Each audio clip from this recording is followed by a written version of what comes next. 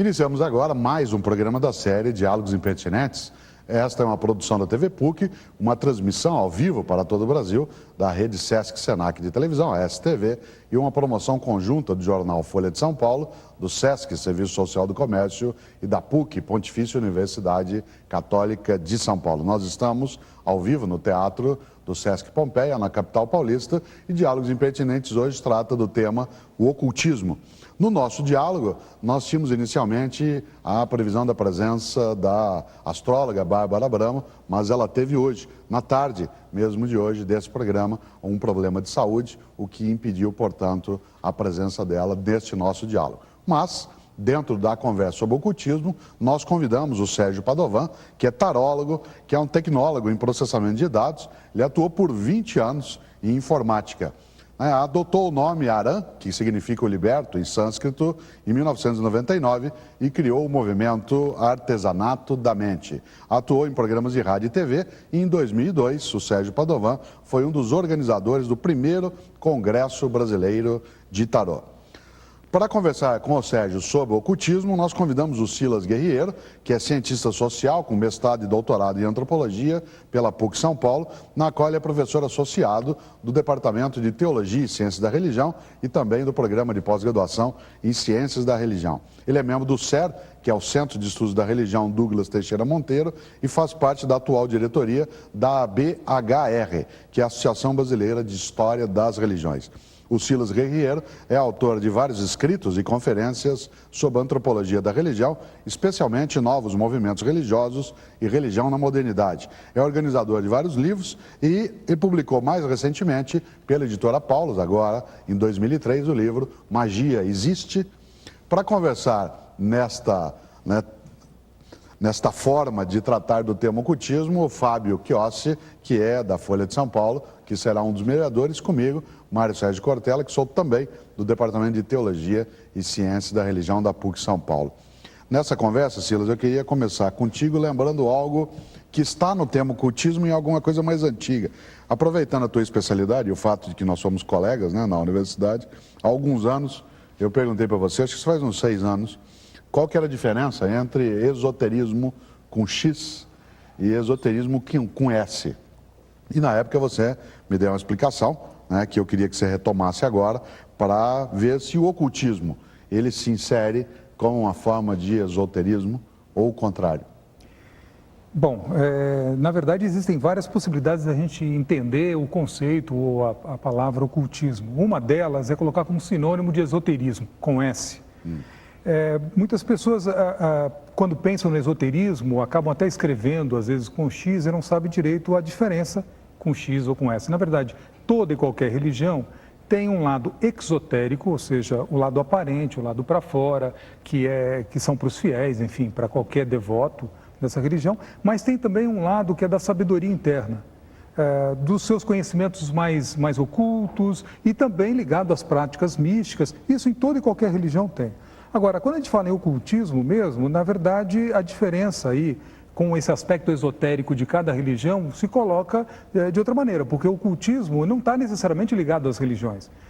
Pelo contrário, até, a tradição oculta do ocultismo, ela é aversa às grandes tradições religiosas, apesar de beber dessas fontes religiosas, ou seja, de buscar alguns elementos nas grandes religiões, até utilizando, por exemplo, os grandes mestres, os grandes líderes religiosos tidos como mestres do oculto, mestres de uma sabedoria oculta que voltarão, reencarnarão e trarão, portanto, a grande sabedoria que está oculta. Mas isso sempre à parte das religiões. Sérgio, numa conversa sobre o ocultismo, você é um tarólogo, você se sente confortável com o termo ocultismo, você colocaria a tua presença, né, como uma representação artificial do que seria o ocultismo por parte de quem te convidou, né, no nosso caso, ou você acha que o tarô pode sim ser colocado como uma das formas ocultistas de prática, né, de religiosidade ou espiritualidade? Aproveitando aí a explanação brilhante do Silas, eu acredito que o tarô não deve ser colocado, né, como uma prática ocultista, porque inclusive nunca foi.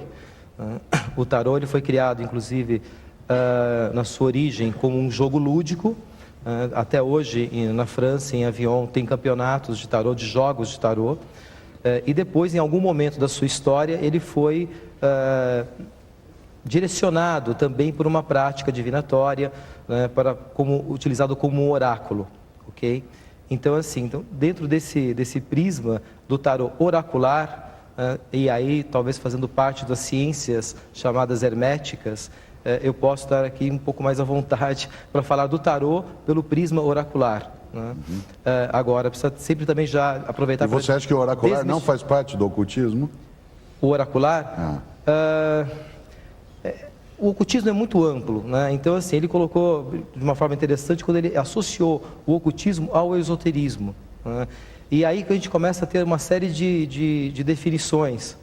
O ocultismo, indo pelo lado esotérico, e aí também a diferença de esotérico e exotérico, o que as pessoas realmente conhecem, que é o lado exotérico, né, e o que realmente está por trás de qualquer religião, de qualquer filosofia, ou de qualquer até ciência oculta, dentro da própria astrologia, numerologia, cabala. A cabala também hoje claramente se tem algo esotérico, exotérico e o esotérico, que só realmente as pessoas que estão, os rabinos, tal, conhecem dentro da cabala.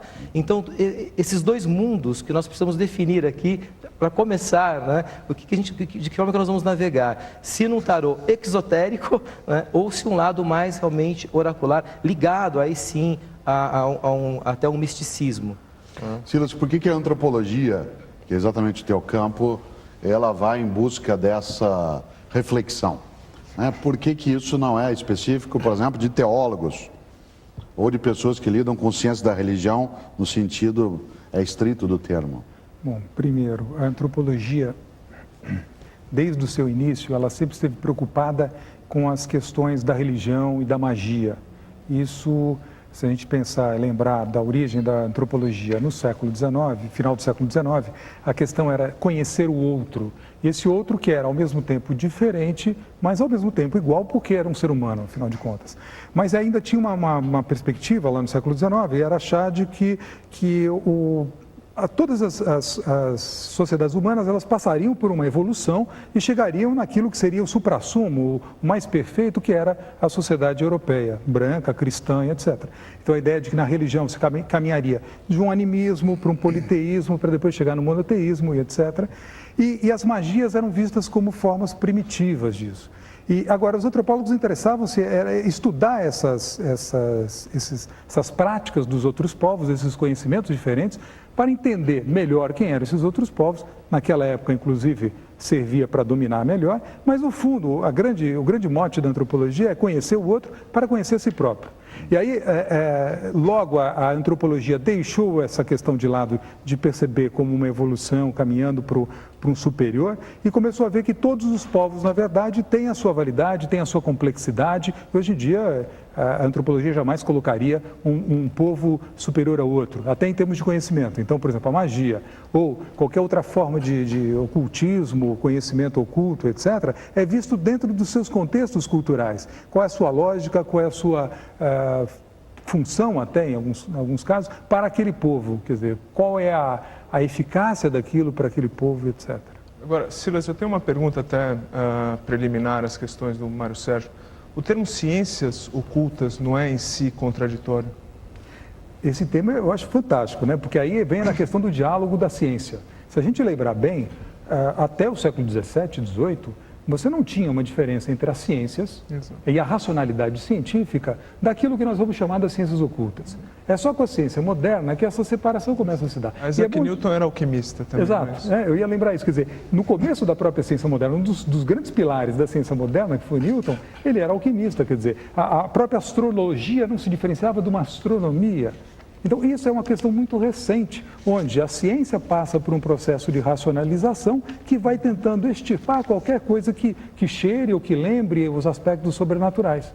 A ciência passa por isso, vai eliminando esse lado do oculto, das chamadas ciências ocultas. É bom a gente lembrar sempre que o termo ocultismo, na verdade, ele só surge no século XIX. Não é? Com o pensador Eliphas Levi, que funde esse termo ocultismo para justamente definir o que são essas ciências ocultas que vão buscar outros conhecimentos que a ciência Mas ele vai fazê-lo como defesa? Ele é um mágico, é um mago. É. Ele faz isso... O que você pensa disso, Sérgio? Não, Quando ele fala em ciências ocultas, aliás, às vezes a gente fica imaginando se toda ciência não é oculta. Tá? Afinal de contas, se você entender o oculto como aquele que não é aberto, né, para o conjunto do social... processamento de dados. É total. É interessante, porque assim, Eliphas Levi, inclusive, foi um dos seres que também assim, mais propagou o tarô. Né? Em 1856, Eliphas Levi começou realmente a divulgar o tarô, depois teve Antônio Couto Schibelin, considerados exatamente os esotéricos, né, da época e já pela linha ocultista. Mas todos tinham realmente essa ligação mais científica, tinham conhecimentos da área de ciência. E para mim assim ficou muito claro, ao estudar um pouco da história do tarô, perceber a importância aí realmente política da época, no sentido que se tinha uma discussão muito grande de poder, né? E a religião, aí no caso até temos o professor mais apropriado para dizer sobre isso, mas parece que houve um pacto, né, um acordo entre separar qualquer coisa que pudesse levar a população, o povo da época, entendeu? O conhecimento, né, e isso tirando o poder do próprio poder, e principalmente das questões religiosas. Então, houve um pacto, para mim, claramente, a partir de Newton, aonde se começou a ter a ciência puramente racional, cartesiana, Descartes, toda essa linha começou a se distanciar muito, né, tirando tudo aquilo que a religião tomava conta, era a propriedade da religião. Sérgio, não seria isso, em vez de um pacto, uma evolução, entre aspas, natural do conhecimento, da história das ideias? Olha, o meu entendimento, eu acho que foi um pacto mesmo, porque existia sim uma perseguição a muitos cientistas da época que tentavam realmente mostrar o seu trabalho, revelar o seu trabalho, né? E aí, nessa perseguição, o poder perdia muito, né? Porque estavam matando os próprios seres que podiam desenvolver tecnologia, armas bélicas, entendeu? Então, assim, chegou uma hora que eles declararam, acho que houve um pacto, olha, vocês cuidam da ciência, desenvolvem aí o poder, toda a questão bélica e tudo mais, que nós mesmos, o poder da época, vamos aproveitar, né? E vocês não entram no mérito da parte religiosa, entendeu? Então, no meu ponto de vista, houve um pacto, entendeu? De cada um cuidar da sua área, né? Mas você veja, a ciência não emprega conhecimento, não produz conhecimento que vai ser empregado apenas na área bélica, né? Na medicina. Então, pois mas concordo. Mas naquela época, acho que o pacto foi mais ou menos isso. Se entendeu que se perdia muito ao matar, ao perseguirem os cientistas, entendeu? Porque, com certeza, uma boa produção da ciência ia acabar ser direcionada para as questões de poder, as questões bélicas. Silas, você acha que toda a sociedade que a antropologia até hoje estudou, ela tem a presença de estudos do oculto, ciências divinatórias, a procura da leitura do não visível? Se a gente entender, né, o ocultismo ligado como sinônimo das artes divinatórias, com certeza. As artes divinatórias são tão antigas quanto a humanidade. A gente pode até discorrer um pouquinho sobre isso, qual é a finalidade disso, por que o ser humano busca adivinhar o oculto.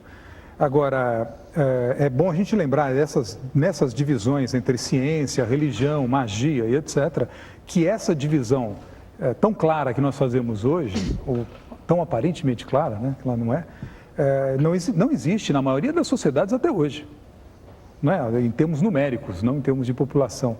Quer dizer, a questão religião e magia são coisas que se confundem muito. Elas se juntam ou elas se confundem? Toda religião tem um aspecto mágico. Começa daí, isso até hoje. Sim. Não é? E agora, existe uma tentativa das pessoas falarem que magia é sempre a religião do outro. Não é? Porque a minha não cheira magia. É como seita, não? Tem essa conotação pejorativa também, né? Então, eu quero desmerecer a religião do outro, eu vou falar que é magia, por exemplo. Como magia que é algo que tem que ficar distante. E você acha que isso é alguma coisa típica da modernidade ou ela é presente em mais momentos na história? Essa separação é típica da modernidade, sem dúvida. A sociedade ocidental que faz essa separação, tanto é que os orientais não fazem essa distinção, até no campo da própria ciência, onde você vai ter, por exemplo, a medicina, como vocês falaram agora. Medicina, religião, magia, essas coisas estão interligadas, se confundem muitas vezes, né? Então, a sabedoria que cura é a mesma sabedoria mística, oculta e etc. De certa forma, a aplicação técnica do conhecimento científico não é o sonho realizado dos antigos mágicos. Por exemplo, um comprimido de analgésico, que é uma coisa absolutamente banal, é mágico. É um negócio que é baratíssimo, você toma com água e te tira a dor por 2, 4 horas. E você toma mais um e tira a dor de novo. Essa separação que a gente falava antes, acho que ela possibilitou esse avanço tecnológico. Não fosse essa separação, acho que a gente não teria esse avanço. E não há dúvida que hoje nós temos uma expectativa de vida muito maior. Enfim, a sociedade ocidental teve ganhos inegáveis. Por outro lado, talvez a gente tenha perdido em algumas qualidades. Essa questão, se a tecnologia alcançou o sonho antigo, eu acho que não. Numa resposta curta e grossa. A grande questão dos ocultistas, né, era buscar uma sabedoria, buscar aquele ser humano que pré-queda, ou seja, a queda do ser humano, vamos buscar a essência verdadeira do ser humano. Esse é o grande princípio de qualquer ciência oculta, digamos assim. E eu acho que por mais que a tecnologia busque outras saídas, etc., ela não vai por esse caminho, ela vai por uma outra superficialidade. Sérgio, durante 20 anos você lidou exatamente com tecnologia. Tecnologia em processamento, atua muito no campo de informática, tem a tua formação base exatamente nessa área e num determinado momento você muda a tua trajetória profissional, pessoal, né, até adota o nome Aran, né, e vai utilizá-lo em sânscrito para identificar uma outra trajetória. Como é que você migra de uma determinada percepção de vida para esta outra? Ou você acha que não foi a migração, ou seja, que informática, né, e tarologia, elas são fraternais? Pois é, aqui nesse mesmo programa já teve alguns temas que podem responder um pouco dessa ampla pergunta. Um deles é o acaso ou o destino. Eu tenho que entrar um pouquinho nesse mérito do acaso ou do destino. Hoje, percebendo a minha própria trajetória de vida, eu percebo claramente, né, muito mais o destino do que o acaso na minha vida. Então, é como se eu sentisse claramente, eu percebesse, eu tivesse já um conhecimento do conhece a ti mesmo muito profundo, aonde eu entendo que existia sim já uma programação da minha jornada de vida aqui, aonde eu no primeiro momento fui preparado numa área bastante racional, cartesiana, sistêmica, para depois, ao responder um chamado muito mais existencial, encontrar no tarô, entre aspas, por coincidência, né? E foi muito engraçado. Agora eu tenho que contar até um Como fato. é que você chegou ao tarô? Pois é. Eu sempre fui muito reacionário a qualquer trabalho de autoconhecimento, porque junto aos 20 anos de tecnologia, eu fui bastante ateu, fui ateu mesmo, não acreditava em nada sobrenatural, oculto, enfim. E também fui muito reacionário à questão da psicanálise, da psicologia, né? Só que em um determinado momento, naquela angústia profunda da existência do ser, onde eu tinha conseguido um sucesso muito grande na área do plano material, mas faltava algo mais. E aí eu abri para uma experiência com a psicóloga, de uma linha junguiana, e ela me convidou para um curso de tarô. A princípio, eu cheguei para ela e falei assim: você está louca, vou mudar de terapeuta, né? Não tem o mínimo cabimento eu fazer um curso de tarô. E ela usou exatamente isso: você vai conhecer um instrumento simbólico, né, totalmente sistemático. Quando ela usou essas palavras, aí ela me seduziu. E eu dei pelo menos a chance de conhecer então esse instrumento simbólico e sistemático. E aí sim foi fascinante, porque eu descobri no tarô exatamente esse instrumento, essa ferramenta totalmente estruturada dentro de um arcabouço sistêmico, cíclico, muito parecido com tudo que eu tinha aprendido na área de tecnologia, principalmente na elaboração de códigos, né, de programas. Então aí foi amor à primeira vista e comecei um estudo, e quanto mais eu estudo, mais eu percebo essa ligação, sim, né, de toda a área tecnológica numa ciência oculta que é o tarô. Sérgio, e você contou um pouco da sua história, agora me diz uma coisa para mim: o que é destino? Vamos mudar o nome. Mas já foi um dos programas nossos. Então. Inclusive, eu recomendo, tem as fitas aí à disposição, né, Cortella? É muito bom o programa O Destino. O destino é quando você passa a acreditar menos no livre-arbítrio.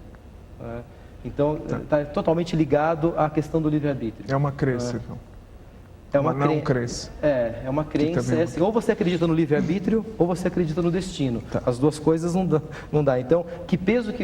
Eu, durante uma trajetória da minha vida, eu acreditava totalmente no livre-arbítrio. Eu não gostava da ideia de que algo pudesse controlar a minha vida, né? Que eu tinha tudo nas minhas mãos para poder fazer, acontecer, desenvolver, criar, reagir.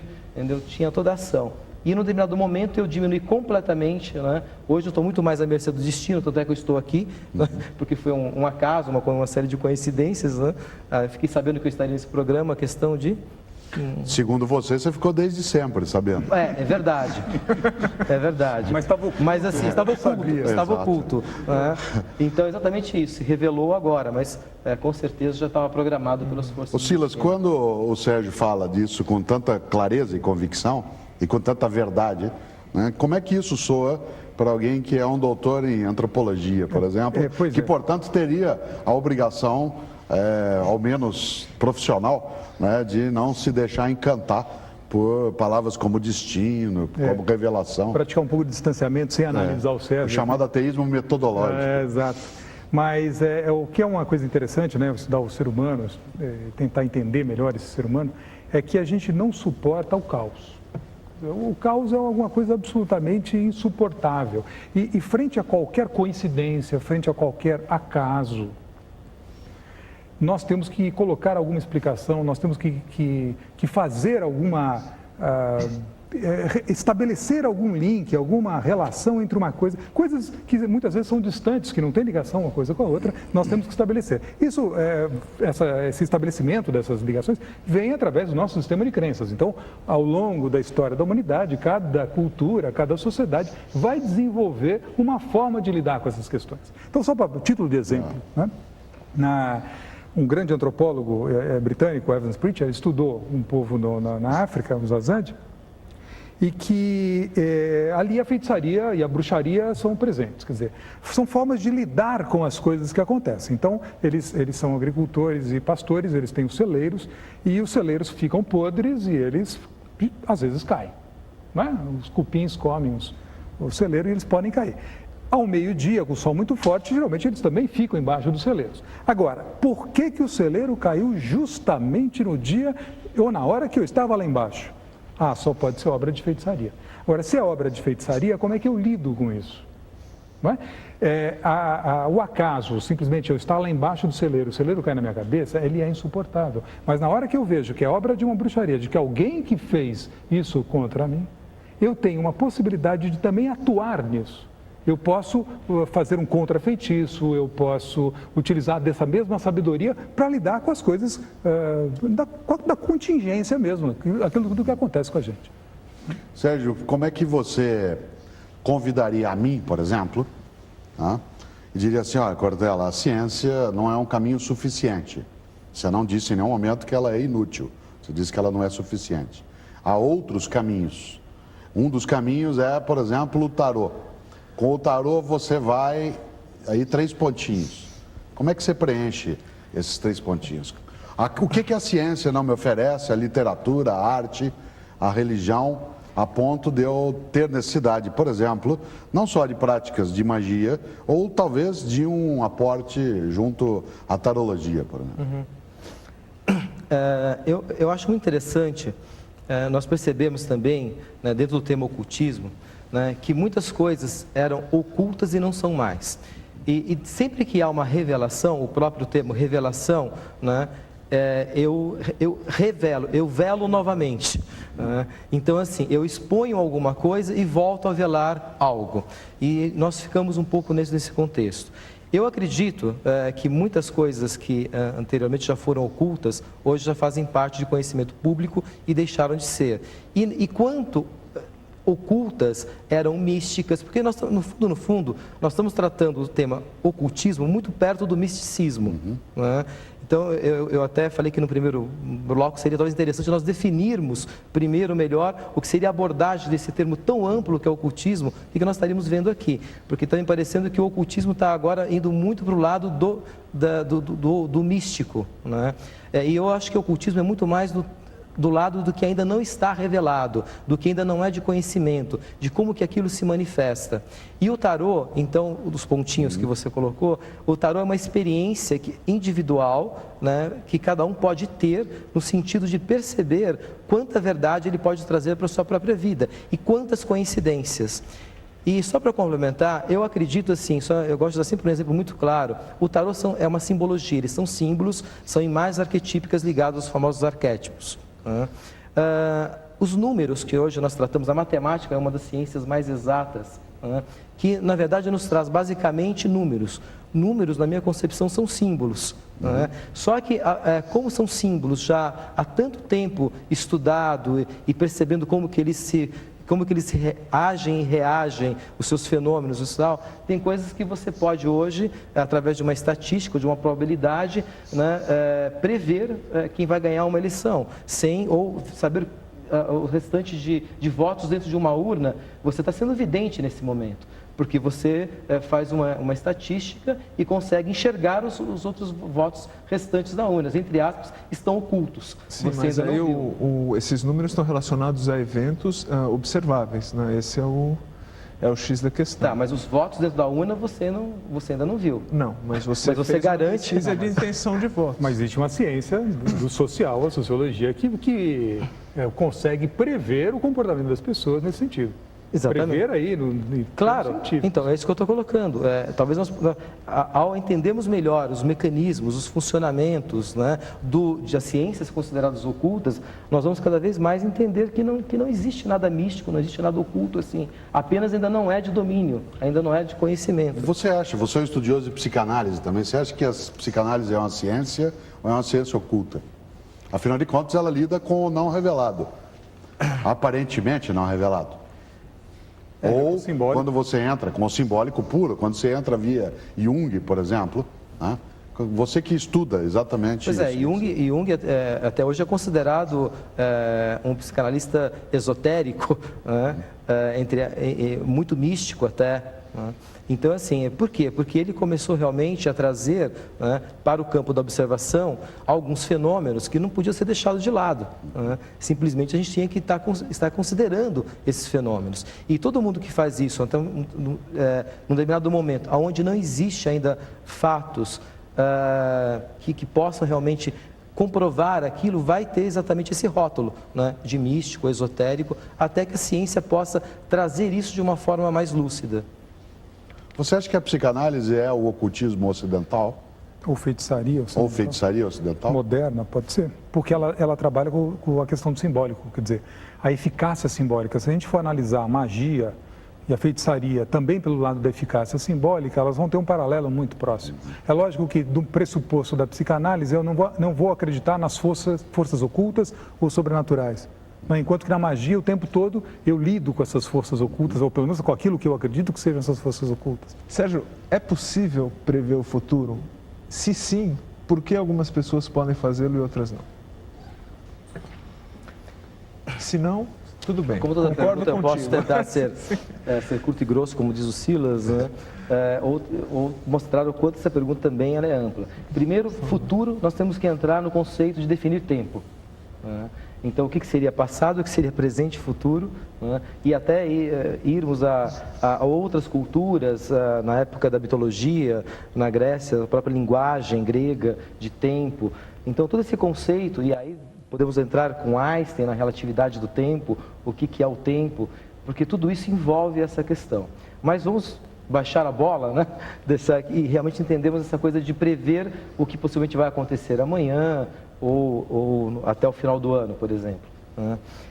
Eu acredito claramente que como eu acredito em destino, que uma série de programas, literalmente, estão agindo, né, dentro daquele propósito. Entrando um pouquinho, eu até gostaria que o Silas voltasse depois para falar um pouquinho do caos. Nós sabemos que o universo tem como origem o caos absoluto. E algo organiza esse caos absoluto. Esse algo você pode chamar de Deus, de consciência cósmica. Programador, é isso? Ou um programador, né? Tá. Porque realmente aí esse mundo não existiria se não existisse uma organização desse caos. Dentro dessa organização, eu me remeto ao conceito de um programa. Então, algo está programando isso para que aconteça um começo, meio e fim, ciclicamente. Tá? Só que como talvez as pessoas que estão mais na área de tecnologia vai saber, entendeu? Um programa nem sempre ele é perfeito, ele tem alguns bugs, ele tem alguns problemas, ou um vírus, ou um hacker, né? Pode alterar este programa. Então, assim, eu consigo sim fazer uma previsão de probabilidade do futuro, né? Entendendo que alguma coisa pode ser alterada nesse espaço relativo de tempo. Aliás, o Fábio tem em mãos uma revista Isto É, desse ano, né, em que, entre outras pessoas, o Sérgio Padovan também foi convidado, né, a emitir opiniões sobre o futuro. E eu me lembro nessa entrevista que você faz uma previsão, se é que eu posso chamar assim, eu não conheço o termo, né, correto? 7 de janeiro desse ano. Isso, 7 de janeiro. Né, e faz uma previsão de que o governo Lula, o próprio Lula, ele é alguém, né, você utilizou um termo que eu não me lembro agora, né, ele é alguém que está marcado pelo as de espadas, é isso? Não, acho que é o imperador. Ah, o imperador. A carta do imperador, do tarô, e depois o arcano menor, eu já não me lembro mesmo, estou só lendo a matéria. Mas assim, isso mostra, e aí alguma coincidência, né? O imperador na carta do tarô, ele é o arcano 4, né? Que tem algumas características muito claras de qualquer imperador, um rei Arthur, ou seja, persistência, acredita que o reino é dele por direito, que o espaço é dele, ele é diplomata, mas se preciso for ele luta, ele tem muita autoridade, persistência e disciplina. E, sem entrar em méritos políticos, ninguém pode negar essas características que o Lula teve no decorrer de sua campanha inteira, né? Persistência, disciplina, aprendeu a ser diplomata, teve que negociar, teve que ter atributos de um imperador. E, por coincidência, ele foi eleito em 2002, que era o ano 4. Né? Só uma coincidência, mais uma vez, ocorrendo. Né? Então, isso dá para o Lula realmente, essa coisa de ser eleito pelo povo, pelo próprio poder adquirido no desenvolvimento, eu acho que dá uma estabilidade muito grande, sim. Por mais tormentas que ele possa estar passando ou vir a passar, ele deve manter, como eu faço aí a previsão, até com uma certa tranquilidade, não deve acontecer Sila, a ciência faz previsão também, não faz? Faz previsão. Então, busca leis ela gerais. não está, então, no campo também do imponderável, que, aliás, é o tema de um dos diálogos impertinentes?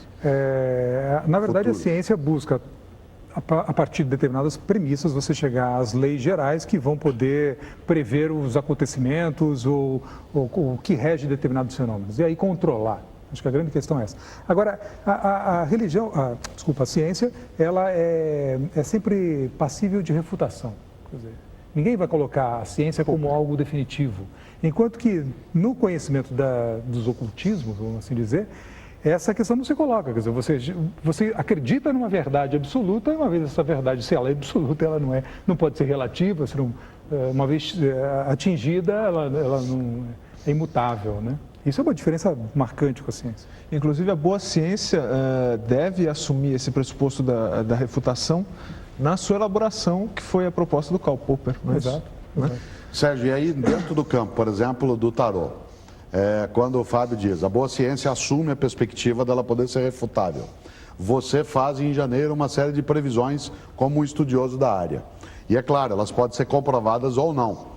Algumas das ciências ocultas não admitem possibilidade de comprovação, inclusive alguns fazem previsões para 1000 anos, quando, em tese, né, nenhum de nós conseguiria estar averiguando isso, em tese. Agora, você faz previsões, quando elas não se concretizam, e você já participou de programas de rádio, de televisão, qual é a explicação que você dá? Né? Exatamente assim. Eu volto a colocar o termo de outras ciências que trabalham com a probabilidade. Certo. Tá? Então, a meteorologia é muito interessante nesse sentido. Às vezes tem meteorologistas que fazem determinadas previsões do tempo e todo mundo diz que eles nunca acertam, né? Porque uma borboleta bateu a asa em determinado lugar e mudou a trajetória do vento e vai mudar, mas a probabilidade ela é irrefutável em certo aspecto. Então eu tenho que trabalhar com probabilidade e com isso eu consigo gerenciar, controlar melhor as questões, porque se nós não trabalhássemos com probabilidade, eu acho que nós estaríamos realmente vivendo num mundo caótico, né? Então a probabilidade ela tem que ser aceita e como um instrumento mesmo de gerenciamento, como um instrumento de controle. E isso que o tarô faz na vida pessoal. Eu consigo gerenciar melhor a minha vida, controlar melhor a minha vida, na medida que eu tenho um conhecimento um pouco além, né, em termos de probabilidade. Silas, quero até levantar uma coisa contigo aí, vou pegar um exemplo. Muita gente pega o jornal de manhã, como eu estou pegando, por exemplo, essa prancheta, o jornal, e aí ele não acredita nas manchetes, não acredita na previsão do tempo, mas acredita no horóscopo, certo? Ele acha que aquilo que está ali na manchete, que aquilo é conversa do jornal, é invenção, né? Ou que a previsão do tempo é algo que eles erram com muita facilidade, mas ele lê o horóscopo e sem nenhuma dificuldade identifica ali um ponto de fixação correta. Você acha que isso se deve a uma mentalidade mágica? Isso se aproximaria da ignorância científica? Ou isso é de fato o que é?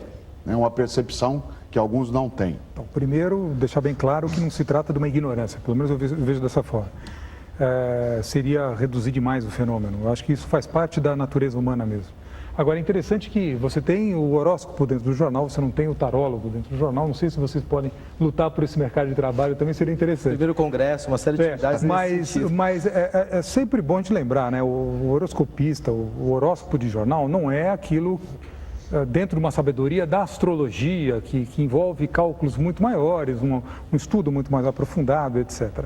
E dificilmente alguém segue um horóscopo, pelo menos acho que valeria a pena fazer uma pesquisa mais detalhada sobre isso, ao pé da letra, né? Mas, por exemplo, nós de Peixes não acreditamos em horóscopo, principalmente os do segundo decanato, como eu. Segundo decanato. Mas uma coisa muito interessante ao estudar essa questão das consultas oraculares, eu fiquei preocupado uma época sobre a questão da eficácia oracular, quer dizer, por que elas são eficazes? Você estava falando da questão das refutações, das probabilidades, é incrível quando você tem numa previsão astrológica, ou do tarô, ou de uma cartomante, etc., você tem centenas de falas que a cartomante, que o tarólogo, o astrólogo fala, e ela pode errar em 99%, mas basta um acerto, 2 acertos, que as pessoas pegam esse acerto como ponto central, como de comprovação daquilo que eu acredito. No fundo, as pessoas precisam acreditar. Principalmente se for desgraça. São as questões básicas, que são saúde, dinheiro, amor, etc. Mas você pega um ponto, ele é suficiente para comprovar todo um sistema, porque sem esse sistema seria insuportável, entra naquela ideia de caos. Mas eu queria só falar uma outra coisa correlata a isso. Quando o astrólogo fala, quando você olha no horóscopo, no jornal, etc., as palavras são sempre abertas a interpretações. Quer dizer, entra no campo da subjetividade humana, sem dúvida, questão do simbolismo, etc. Se entra no campo da subjetividade, uma meia frase eu completo. Então, muitas vezes a pessoa fala uma coisa e eu entendo aquilo que eu quero entender. Então, o consulente, aquele que está fazendo a sua consulta, tem alguém ali na sua frente, está falando dele, dos seus problemas e etc. E ele está fragilizado, porque afinal de contas ele quer saber o seu destino, ele quer saber o que está acontecendo, não só de futuro, mas entender o que eu cheguei até aqui. Às vezes, uma meia palavra eu ligo com uma verdade que eu já tenho na minha cabeça, mas não está muito clara. E ali a coisa faz sentido e eu falo, essa pessoa é genial, ela acertou tudo. E aí, quando você vai realmente ver o que aconteceu, qual foi a previsão, etc., são meias palavras, são vagas. Só, não sei se eu tenho um tempinho para falar uma coisa interessante, mas uma pesquisa que foi feita uma vez, porque essa questão do ocultismo também, ela teve uma explosão a partir dos anos 60, 70. Quer dizer, a sociedade teve algumas mudanças e isso se tornou extremamente popular, várias pessoas começaram a ter acesso a isso ou não. E na França realmente teve uma explosão fantástica a astrologia nos anos 70. E aí foi feita uma pesquisa que foi da seguinte modo. O jornal oferecia uma carta natal com a sua interpretação, etc., para quem quisesse. As pessoas tinham que mandar seu nome, a data de nascimento, o horário de nascimento, porque fosse possível fazer aquela carta natal analisada por um astrólogo, essa pessoa receberia na sua casa, pelo correio, essa análise e ela teria que responder qual foi o grau de acerto, quer dizer, tinha uma série de perguntas ali para saber o quanto que tinha acertado daquela previsão ou daquela análise que foi feita por um astrólogo. E muitos responderam, foram centenas e tal, responderam, e também seus familiares, os seus amigos também tinham que responder como é que viam aquelas previsões para aquela pessoa. Ora, eu não lembro exatamente o número, mas era 94%, 97% das pessoas se reconheciam na maioria das previsões, das questões colocadas ali. Enquanto que os familiares, 90 e tantos por cento também, perto de 90%, também reconheciam que aquela análise era muito verdadeira. Ou seja, aí você tem uma questão científica comprovada e tal, de que a astrologia realmente ela existe, ela faz previsões, ela consegue entender aquilo que está oculto no ser humano. Fantástico. Só que o que não falaram para ninguém, quer dizer, depois falaram, era que a carta que foi mandada, a análise da carta astral, era igual para todo mundo, era de um psicopata, não é de um serial killer, etc. E aí como é que você fica? Uma carta que era igual para todos, é reconhecida por um grande número de pessoas como algo que tem a ver com o seu lado oculto. Sérgio, agora para você fechar o bloco, o que levaria um jornal a fazer isso que o Silas descreve? O que levaria a ciência a mandar uma carta que descreve um psicopata para todo mundo, para comprovar o quê? Eu acho que não é no sentido de comprovar, né? Talvez no sentido até de provar a ineficácia de instrumentos como esse. Isso é claramente a intenção de comprovar. Mas é assim, cada experiência tem um propósito, tem um objetivo.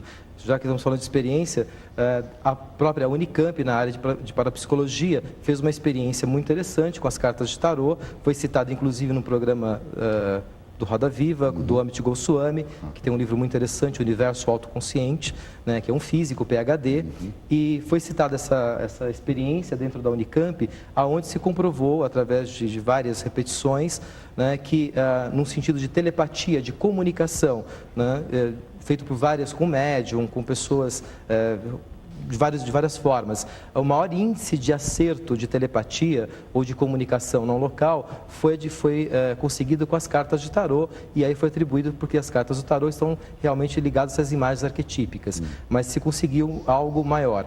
E eu só queria mostrar uma pequena diferença entre o tarô e a astrologia. A astrologia é um oráculo do ser. Então ela remete muitas coisas, como o próprio DNA psicológico ou espiritual, se é que a gente pode usar essa terminologia para entender um pouco o que a astrologia nos remete. São características que estão no seu corpo físico, e vamos entender que existe um corpo emocional, um corpo mental e talvez um corpo espiritual. O tarô é um oráculo do estar. Então, o que eu quero dizer com isso? É que ele te retrata o seu momento atual e alguma probabilidade das coisas como estão para acontecer. E o mais interessante, o tarô, ele tem o sim, o não e o talvez. Então, assim, eu tenho... É como a página 3 da Folha, às vezes, que você edita. Sabe, só sim não, ou talvez talvez sim, talvez não. Porque a nossa vida é assim. Então o tarô ele retrata muito a nossa jornada de vida. E muitas vezes nós temos o sim muito claro, a probabilidade é enorme, é 99%, por exemplo, de um fato acontecer. Entendeu? Tem o não, que a probabilidade é mínima, 1% do fato acontecer, ou tem 50%. E você pode ter certeza que depois dos meus 20 anos de tecnologia, eu brinco, ateu de carteirinha por um bom tempo, eu fui um dos grandes testadores dessa ferramenta. E hoje eu não tenho a menor dúvida da eficácia, da eficiência desse instrumento como instrumento de trazer essas probabilidades da nossa vida. René Guénon, considerado um grande estudioso das ciências ocultas, declarava que o ocultismo do século XIX e XX é uma farsa, por se basear na evolução. Para ele, o autêntico ocultismo faz parte das autênticas tradições religiosas. Gostaria que vocês comentassem isso. Começar? Não, pode. Eu sei muito pouco sobre René Guénon, mas ele tinha uma visão pessimista, na verdade, sobre essa questão. Enquanto que a maioria dos ocultismos, das correntes ocultas do século XIX, começo do século XX, se propunham ou tinham uma visão muito otimista do futuro. Então era nesse sentido que ele criticava esses pensadores anteriores. O que eu acredito que também assim não importa onde, vai sempre existir, até num comentário aqui no intervalo, estava me colocando com uma pessoa mais religiosa. Então, assim, a religião, você começa a entrar muito nas questões dogmáticas, e dentro do próprio ocultismo, esoterismo, isso é muito forte. Então, assim, talvez essa crítica ao ocultismo moderno, entendendo que ele estava muito aberto, muito exotérico e menos esotérico. Acho que é uma questão só de visão. Portanto, mesmo. como farsa, né? Fábio. A pergunta do Marco Antônio Lino para o Sérgio. Sérgio, quais são os limites entre a astrologia e o livre-arbítrio? Bom, primeiro que a astrologia não é muito a minha praia, mas vamos fazer... Não é muito o teu céu. Não é muito o meu céu, mas assim... O que você puder responder. A astrologia e o livre-arbítrio, ou o destino e o livre-arbítrio, como eu tenho me colocado ultimamente, e isso é muito recente até, eu tenho, principalmente depois do filme Matrix, isso veio de encontro a muitas crenças que eu tenho hoje, eu tenho acreditado cada vez menos no livre-arbítrio. O fato, volto a insistir, de eu estar aqui, partiu muito mais, talvez, de uma programação anterior, de uma série de fenômenos que foram ocorrendo, até de encontros casuais, para que eu pudesse estar aqui hoje. Então, eu acredito muito mais nessa programação, organizando por algum propósito a minha vida, e acredito que a astrologia ou o tarô são ciências que podem te decodificar melhor o entendimento do seu destino perante a possibilidade do seu livre-arbítrio.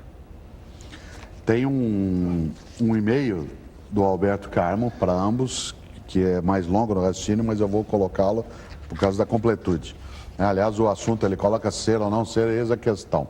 Diz ele, indo direto ao ponto, ao nó, o fato, e repito, diz ele, o fato da existência da vida antes do nascimento atual e após a morte é a base de todo o raciocínio sobre o universo. É a grande incógnita da ciência.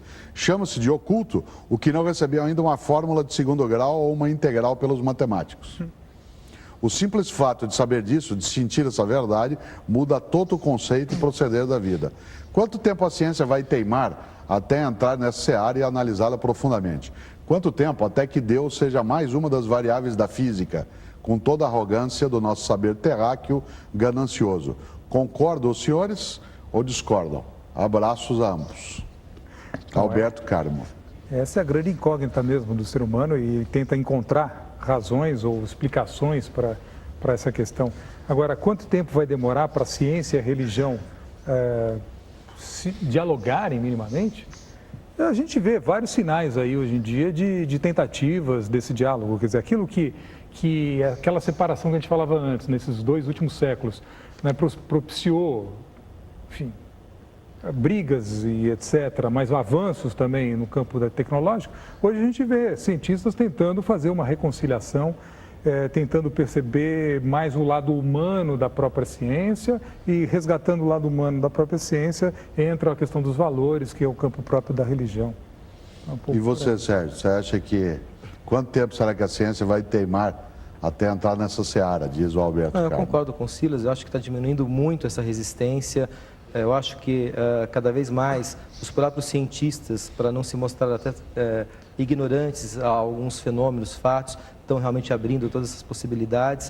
E para quem se interessa por essa união um pouco mais próxima, o tema quântico passa a ser realmente bem interessante. Então, ou a física quântica, ou a medicina quântica, tem realmente autores que eu acho muito bons. O Amit Goswami é um deles na área de física, o Deepak Chopra na área mais científica da medicina, né? E acho que já realmente há uma abertura. Eu me sinto hoje bastante confortável e feliz de estar participando dessa era, né, de poder realmente estar integrando e dialogando. Eu posso fazer um parênteses aqui, porque, na verdade, dentro dessa explosão do ocultismo, muitas pessoas fazem uma grande confusão, nessa tentativa de junção ciência e religião, vão fazer uma grande mistura e sem ter claro quais são os âmbitos de cada uma, né? Eu gosto de pensar que tanto religião quanto ciência têm suas verdades, têm seu ponto de vista e tem sua valentia, digamos assim. Então não é para que a ciência deve liquidar com a religião e nem tampouco a religião liquidar com a ciência, mas a necessidade de um diálogo com certeza. E a gente vê coisas até muito perigosas recentemente, como por exemplo o caso do governo do estado do Rio de Janeiro, na tentativa de obrigar que as escolas públicas ensinem o criacionismo. Quando o criacionismo é uma própria excrescência, porque ele não é uma ciência, né? Mas há aqueles que dizem que o criacionismo é uma ciência tal qual o evolucionismo, quando na verdade não é. A gente tem que ver a questão do Gênesis, por exemplo, dentro de uma mitologia, dentro de um pensamento religioso, dentro de um universo religioso. Você não pode simplesmente juntar as duas coisas e dizer que é a mesma. Então eu sou bastante favorável ao diálogo desses dois âmbitos de conhecimento, porém sabendo claramente qual é o lugar de cada um, do que estamos falando, etc. Até uma pergunta do Fábio, eu queria trazer à tona algo que acabei deixando, né, do outro bloco. Você não acha, Sérgio, que é hoje uma grande banalização desse tema das ciências ocultas ou ciências divinatórias? Hoje você tem, né, isso colocado quase como uma franchise em muitos lugares, né? Uma banalização das práticas, o número de pessoas que se coloca como arauto ou príncipe disso é muito grande. É um grande negócio também, né? Não tem a menor dúvida, e aqui eu já posso até dizer assim que no meu ponto de vista, sempre que há um grande movimento, um grande xamã, ou um grande guru, né, ou algum grande líder religioso, eu vejo com bastante resistência assim, a esse movimento. E aí acho que eu gostaria, o tempo todo nós estamos falando aqui de ciência e religião.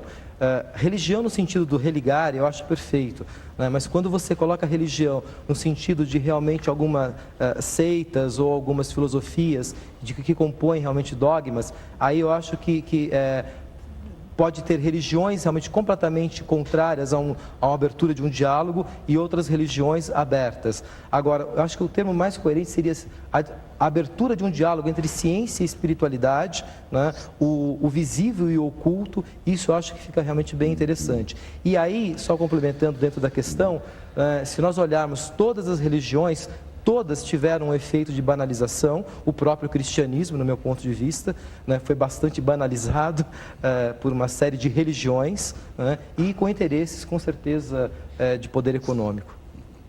Silas, o que você acha dessa questão da banalização, até antes de passar ao Fábio? Eu concordo. Essa explosão do ocultismo nos últimos anos, agora, por que teve essa banalização? Quer dizer, o que atrai tanto? Por que o ocultismo atrai tanto? Aí a gente tem que entender um pouco o processo de secularização da sociedade, que isso se dá.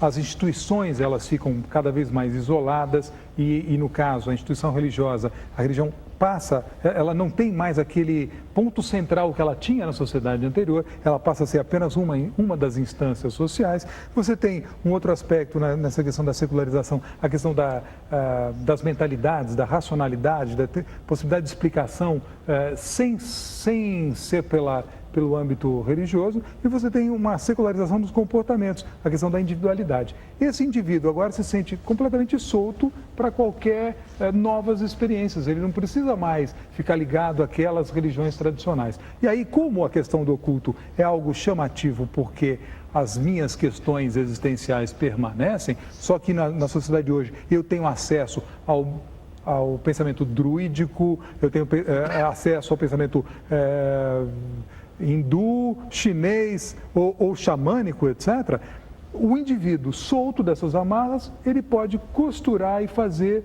esses amálgamas que a gente vê, muitas vezes banalizados, muito superficiais. Um curso de fim de semana, eu viro tarólogo, você sabe disso, né? Você deve ter estudado muitos anos, mas tem gente que faz um curso muito rápido, depois sai consultando por aí. Isso é uma banalização de um conhecimento extremamente profundo, antigo, milenário, etc. Isso vai voltar. Fábio. Pergunta da Denise para o Silas. Denise, sobre o seu livro Magia Existe? Né? Ela quer saber sim ou não. Essa é a sua conclusão. Eu até brincava assim, magia existe, você abre a página, não, fecha e vai embora, não precisa do livro. Sim, existe, lógico. Existe sim, eu tento mostrar no livro por que eu entendo que ela existe, qual é a eficácia mágica, etc. Então, mas você acha que ela existe como o quê? Olha, da mesma forma que a ciência é uma tentativa de controlar os fenômenos que acontecem com a gente, com a natureza, enfim, questões de saúde, principalmente, né? Mas se a gente imaginar, por exemplo, hoje, com toda a tecnologia que a gente tem, a pessoa fica doente, mas ela vai ao médico, com todo o discurso científico do médico, a aspirina que você falava antes, mas eu saio do médico e vou também num pai de santo, eu vou também numa igreja messiânica. Você não, Fábio, mas ainda muitas não. pessoas vão. Sérgio Paulo dos Santos, ele faz uma pergunta que você pode... Um pedaço dela eu acho que você tem clareza de responder, o restante talvez não esteja no teu campo, no cotidiano. Ele diz o seguinte: na Igreja Católica fala-se muito em mistérios. Gostaria que discernisse sobre esses mistérios, os mistérios, ele chama aqui da magia. Né? Você falava em mistérios, falava em oculto. Né? Você distinguiria isso dos mistérios, por exemplo, que fala a Igreja Católica? O termo mistério é muito interessante, tanto é que as cartas do tarô, né, são chamadas de trunfos e muitas vezes são chamadas realmente desses mistérios, né, no sentido realmente de nos remeter a uma reflexão de algo maior ou algo mais, né, e principalmente que é algo mais misterioso do que o nosso próprio autoconhecimento, né, quer dizer, o que nós conhecemos de nós mesmos. Né. Então, assim, eu acho que mistério é uma coisa bem interessante no sentido de estimular essa nossa busca existencial. E acho que a igreja ou qualquer religião trata, sim, desses mistérios, no sentido mesmo de colocar as pessoas frente a essa sedução. Né? Silas, o Gil sempre cantava isso, né? Sempre um mistério há de pintar por aí. Você acha que o mistério é essencial? Você falava agora há pouco uma expressão que eu acho curiosa, que é a natureza humana. Você já faz parte da natureza humana. Você acha que o mistério faz parte da nossa natureza? Sim, desde que a gente simboliza, eu acho que a gente está sempre em busca de alguma coisa que ainda não foi falada e etc. Agora, voltando a essa questão, toda religião tem seus mistérios, é da própria natureza da religião. E o corpo sacerdotal, ele guarda esses mistérios, quer dizer, eu tenho então, controle. toda religião é esotérica? Tem o seu lado esotérico, com certeza, toda religião. E aí é diferente desse esoterismo vulgar que a gente fala por aí, né? É uma sabedoria que está dentro de toda e qualquer religião. O tarô pode auxiliar a psicologia, isto é, o oráculo pode ter uma leitura diagnóstica? Olha, como eu até comentei aqui no intervalo, eu acredito que eu estou fazendo até um laboratório científico, porque a partir do momento que eu resolvi trabalhar com o tarô e experimentar isso no meu consultório todos os dias já aí nos últimos 5 anos, né, eu tenho tido toda essa comprovação dessas probabilidades que eu venho tratando, do destino e livre-arbítrio. E nesse sentido de autoconhecimento, né, tem colaborado muito, sim, nas questões psicológicas e psicanalíticas, e as pessoas que eu mais tenho em curso, né, quando me procuram, são exatamente psicólogos ou psicanalistas, pessoas voltadas à área, ou filósofos, né, que estão realmente buscando alguma coisa a mais, até por entenderem que o tarô tem essas questões arquetípicas, que são símbolos que nós encontramos na mitologia, contos de fadas, enfim, tem sonhos, né, então contribui muito para a área da psicologia. Fábio. Vamos lá, a Maria de Lourdes Teles, que é de Pirituba, no estado, em São Paulo, pergunta para os dois qual a relação da intuição com o assunto abordado. A intuição, o lugar da intuição. Essas ciências ocultas, principalmente nos últimos anos, estão muito voltadas para essa ideia de intuição. Quer dizer, um conhecimento que vem pela intuição, não é um conhecimento que você precisa se esforçar racionalmente para chegar lá, mas a intuição, né? E lógico, com esse termo intuição cabe muita coisa, desde aquelas coisas que estão ocultas na mente, que de repente vem na sua memória e você chama de intuição, né? Até coisas que, enfim, esse termo não caberia. Sérgio. Para os dois, né? Para os dois. Intuição, como o próprio Silas disse, é um tema realmente muito amplo e dá muita discussão. Mas eu só gostaria de fazer a seguinte citação, né, que nós temos pelo menos 5 sentidos, né, bem conhecidos, ok? O paladar, olfato, tato. Os sentidos, de uma certa forma, se você analisar, você vai entender que eles servem para nos orientar. Eu tenho a visão para que eu possa caminhar, ir por um caminho, me orientar. O olfato é a mesma coisa, inclusive é muito relativa. O que é um cheiro bom, um cheiro o cheiro gostoso ou um cheiro ruim. Talvez me orientando a não comer alguma coisa que esteja estragado. Então, o meu olfato tem essa habilidade, meu paladar, meu tato e uma série de coisas. Está queimando, eu tiro a mão do fogo. Então, eu estou sempre me orientando nos meus sentidos. Né? Provavelmente, esses próprios 5 sentidos, ele tem um lado um pouco oculto, que nem sempre você está tendo consciência plena de que forma que ele está te orientando. Então, tanto é que um deficiente físico, muitas vezes, acaba desenvolvendo muito mais um outro sentido que o outro. Do que ele não tem. Então, claramente, a intuição, para mim, ela está mais ou menos nessa percepção dos meus próprios sentidos de uma forma um pouco mais aguçada. O Valdomiro de Paula, que se identifica como escrevente notarial, aliás, ele pergunta a você o seguinte, Sérgio: você poderia fazer algum paralelo entre o tarô e o zoar ligado à cabala judaica, ou, no seu conhecimento, não haveria ligação entre os dois? Acho ótima essa pergunta, porque me dá a oportunidade, né, até de pessoas que querem, muitas vezes, colocar tudo como se fosse uma única coisa. Né? E não é. Astrologia, numerologia, alquimia, todas essas ciências esotéricas ou herméticas, né, têm a sua filosofia, tem o seu princípio. Então, assim, a cabala, ela tem sim uma relação, como eu posso relacionar o tarô com a mitologia, como eu falei. Então, assim, relacionar é uma coisa, entender que uma coisa é a mesma coisa que a outra, eu vou desconfigurar ou uma ciência ou a outra. Ou então, se eu for querer colocar o tarô na mesma relação que a cabala, ou eu desconfiguro a cabala ou desconfiguro o tarô. E isso, inclusive, o primeiro que fez foi Antônio Couto de Belin, que inclusive fez uma troca, para quem é tarólogo sabe disso, a carta da justiça, que é a 8, ele passou a denominar número 11, e a força, que era 11, passou a ser 8, porque ele quis forçar a barra, literalmente, no sentido de colocar o tarô dentro dos caminhos do Zohar ou da Cabala. Uma pergunta da Odete de São Paulo para o Silas. Silas, acho que você até já falou um pouco sobre isso, se você quiser aproveitar para dar uma aprofundada. Ela pergunta se não é justamente a linguagem empregue pela astrologia, pelo tarô, que deixa em aberto as probabilidades dos eventos ocultos. Bom, sem dúvida, é a linguagem. Agora, ali também a gente tem que pensar o seguinte: no momento da consulta, existe algo muito maior, ou algo a mais do que a simples linguagem, quer dizer, outras formas de linguagem, vamos assim dizer. Quando uma pessoa já se predispõe a fazer uma consulta astrológica, ou do tarô, ou do búzios, jogo de búzios, etc., ela está diante não simplesmente de um adivinho, mas esse adivinho, ele é um representante de uma sabedoria que aquela pessoa tem como uma sabedoria maior. Está em contato com uma verdade maior, ele é apenas o canal, quer dizer, esse tarólogo, esse astrólogo é apenas o canal.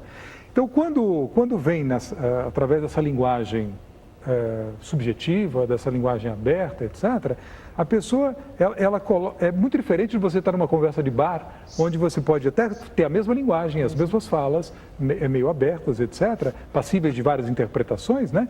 Porém, não tem a mesma legitimidade, não tem o mesmo peso do que numa consulta oracular. Porque na consulta oracular você tem algo que é tido como sagrado, é tido como uma via de acesso àquelas verdades ocultas, né, das quais, numa simples conversa entre amigos, você não teria.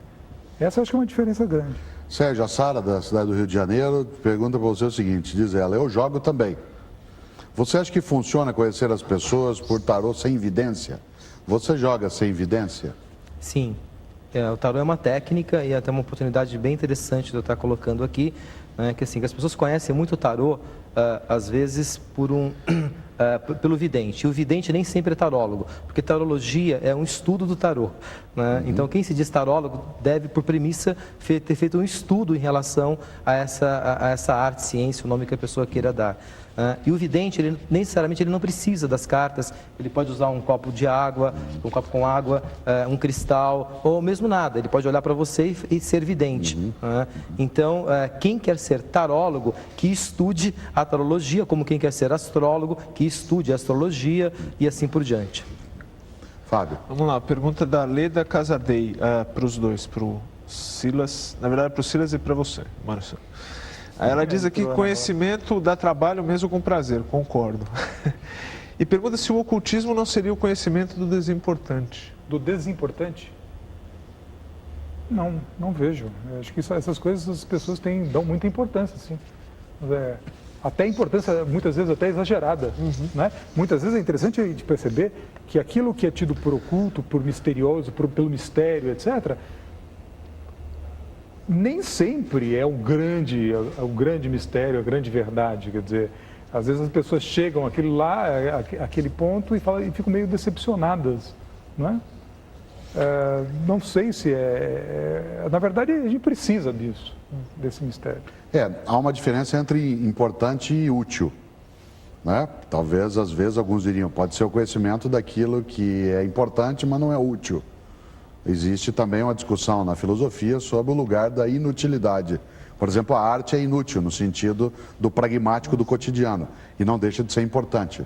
Né? Mas essa, como eu sou só um mediador, eu não posso aprofundar o tema. E aí tem uma questão para o Silas, que é o seguinte. Silas, a Helena Ercolina de Guarujá, em São Paulo, pergunta: quando se fala dos alquimistas no gênero masculino e bruxaria no feminino, o alquimista é científico e bruxaria seria ocultismo? Não. A alquimia também é considerada uma ciência oculta. Né? Agora, é interessante ver como que, hoje em dia, a bruxaria está mudando a conotação que a gente tem de bruxaria. A igreja construiu uma visão sobre a feitiçaria, os feiticeiros da Idade Média, colocando como hereges e tal, e hoje em dia tenta-se resgatar aquela sabedoria que era tida como uma sabedoria oculta dentro das correntes das feitiçarias da Idade Média. Fábio. Vamos lá para o Sérgio. Sérgio, Noemi Scaravelli pergunta até onde o destino pode interferir no livre-arbítrio e vice-versa. Você até falou um pouco sobre Aliás, isso. pergunta também o Rogério Tadeu, de São Paulo, Rogério Tadeu Mesquita, não seria uma concepção muito triste da vida dizer que se não há liberdade, olha, que não há liberdade e que já está tudo programado? Primeiro, assim, eu acho que o tema realmente livre-arbítrio e destino pode voltar aqui à baila, que é bem cotado, né? Segundo que eu acho que a questão de ficar contente ou descontente em relação a eu passar a crer no destino, no livre-arbítrio, é uma coisa muito pessoal. Cada um vai ter a sua sensação, a sua percepção de repente, ele deparar com uma crença. E ele pode não ter essa crença. Se ele deixa desconfortável, né? Se a pessoa fica triste por acreditar no destino, não acredite. Continue usando o seu conceito de livre-arbítrio. Acho que é bem por aí. Por isso que o livre-arbítrio existe. Uma última questão para os dois, embora ela seja dirigida ao Sérgio, eu quero perguntá-la, e ela é pessoal ao Sérgio, eu quero perguntá-la ao Silas também. A Sônia de São Paulo pergunta ao Sérgio, Silas, você não acha que ficou de um extremo para o outro, o Sérgio? Largou a tecnologia e foi para o outro extremo, que é o tarô, que também é símbolo, permanecendo, portanto, no mesmo estado de vida. O que você acha? O que eu acho do Sérgio? Você acha o que eu acho do movimento que as pessoas desse movimento podem fazer? que pessoas como o Sérgio podem fazer? Olha, as pessoas fazem mudanças grandes na vida, sim. Ao estudar essas questões oraculares, por exemplo, como que as pessoas, às vezes, através de uma determinada consulta, por um horóscopo, ou uma carta natal, etc., mudam radicalmente de vida. Agora, você realmente deixa aquelas questões anteriores que você tinha? Difícil. Você dá novas significações à sua vida. Né? Você acha que é uma conexão direta ou você acha que você mudou? Você continua no mesmo estado, de acordo com o que a Sônia pergunta? Ou... Eu acho a pergunta dela muito oportuna, até para que eu possa colocar uma outra visão que eu tenho agora, que são as ilusões. Né? Na vida nós temos conceitos de realidade que por um período depois ela vai cair por terra, uma verdade maior vai se estabelecer, e eu entendo que aquela crença que eu tinha até aquele momento, aquela realidade que eu vivia, era uma ilusão, porque uma verdade maior se estabeleceu. Quando eu realmente ampliei a minha visão para o lado oculto, para o lado mais espiritualista, e quando mesmo adotei o nome Aran, eu também entendi no primeiro momento que existia um grande ser, né, nascendo. Hoje eu sou bem mais humilde, no sentido de entender realmente que eu sou como qualquer pessoa, né, um estudioso, um buscador, e que realmente, assim, não procuro tratar a coisa como extremo, não. Eu procuro agora englobar mesmo, estar aberto a todas as coisas.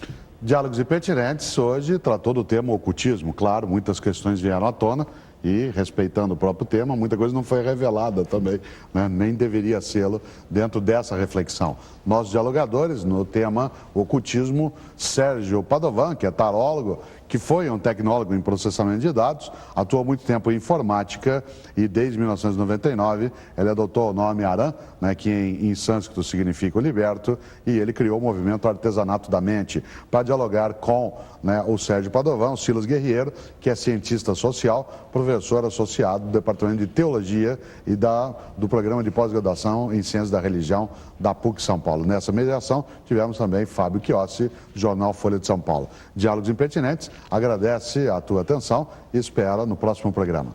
Até lá.